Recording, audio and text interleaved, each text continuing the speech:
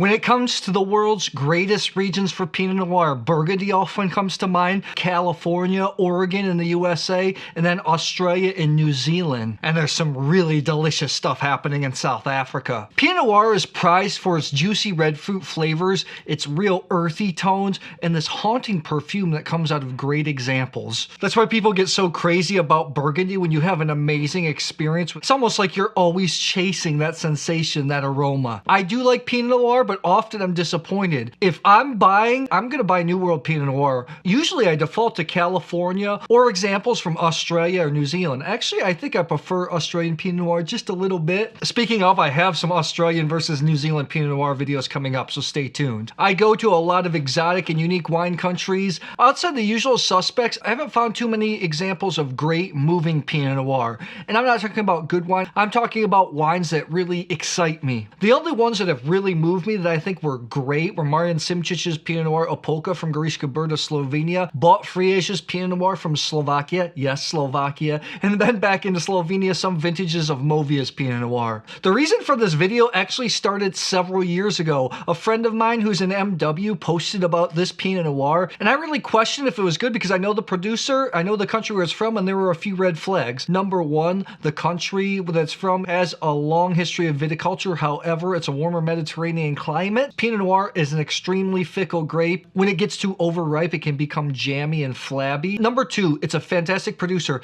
but they make a lot of different varieties of wines. They label all their wines by variety. They have Bordeaux, Rhone varietal wines. To me, that's a red flag because usually great Pinot Noirs are made by Pinot Noir specialists. And number three, it was a pretty large winery. I do like large wineries because they can offer some fantastic wines at great prices. I'm generalizing, but usually great Pinot Noirs are done by smaller producers because it's a really hands-on grape variety. Just a few months ago, I had some videos planned. I reached out to this winery because I needed some samples, and all of a sudden it popped into mind. I asked them, hey, can you just throw in your Pinot Noir just for me personally? I really want to taste it. I'm super curious. That bottle was stocked away in my sample pile for a while. I didn't know what to do with it, and then finally I came up with this idea. I'm gonna pit it up against a classic Pinot Noir region. This bottle just received 93 points from Wine Spectator. Wine Spectator claims that they taste everything blind, and I do notice that their scores are a little bit more conservative compared to other publications. This specific bottle is one that you can only get at the winery or on the club list, so it's an exclusive wine. It's not a cheap wine. These wines are not the same vintage. They're one vintage off, but they are the current releases of the winery. So we're tasting out of Pinot Noir glasses. I have my Rovsya Burgundy glasses. These are the best inexpensive wine glasses I think I've ever used. I have a link in the description box if you want to check them out. A lot of people have purchased these glasses and like them. If you purchase them from that link, it helps the channel, so thank you. It is fly season, so I got to keep one of these glasses covered while I'm not tasting. Let's go with wine number one here. Wine one has that classic nose I expect from more New World Pinot Noir. It's not as earthy. The red fruit flavors jump out the most. Strawberry, red raspberry, a little bit of earth. You can pick up the wood here. I'm not gonna lie. The wood is present, although it's not too much. The thing is, Pinot Noir needs wood. A lot of wine geeks nowadays want less and less wood in their red wines, me included. However, a lot of great Burgundy producers use New French oak. This is very fruity, very forward, but it's not earthy. It doesn't have tons and tons of layers of complexity. It just smells fruity. It smells good, pronounced on the palate. So spicy. It does have layers of fruit, not a lot of layers of earth. It's almost like it goes from red strawberry, red raspberry, over to more darker raspberry, not all the way to black raspberry. This just kiss of vanilla, real popping acidity. This is brilliant in this style wine. The length is good. This has got gorgeous fruit flavors.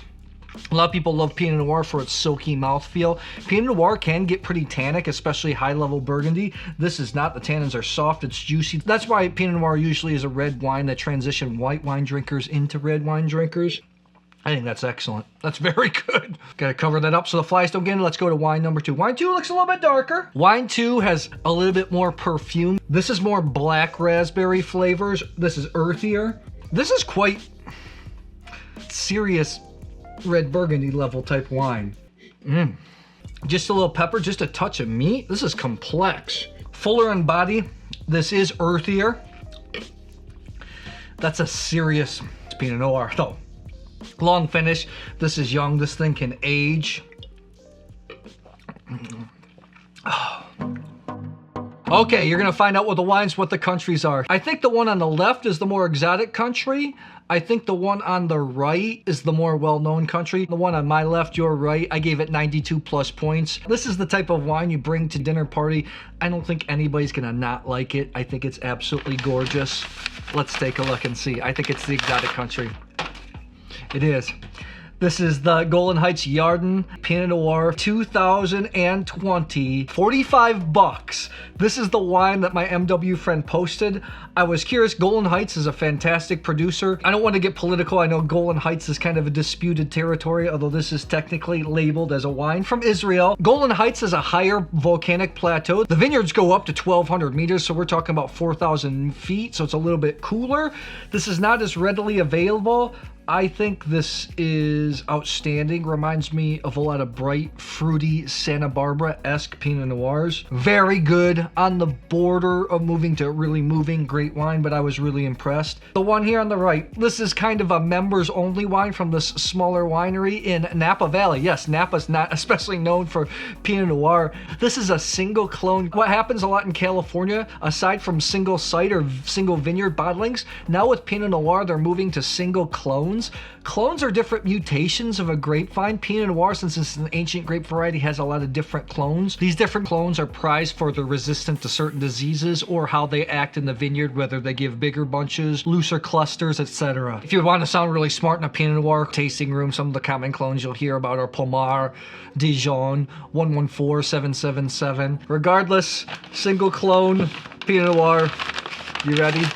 First of all, I gave this 94 plus. I thought it was very good. So I'm higher than Spectator on it. This is the Bouchaine Calera clone Pinot Noir 2021. So it's a clone with Sonoma origins. Napa Valley Carneros. This is 90 bucks. Not a cheap wine whatsoever. Napa Valley is known more for Cabernet Sauvignon. However, in Carneros, the AVA, right in the southern part of Napa, it's split between Sonoma and Napa. It's a cooler area. Pinot Noir Chardonnay is grown there. A lot of base wines for sparkling wines are grown there. The best Pinot Noirs from Napa are from that area, and I think this is exceptional. As I said, gave it 94 plus points. This is a wine, though, that needs aging. This is for more connoisseurs that want some more nuances. The Yarden is more fruity and ready to go. Tell me, when it comes to Pinot Noirs, what countries are you looking to? If you found any really good examples from exotic countries, I'd love to hear it in the comments below. Thanks a lot. I'll see you soon.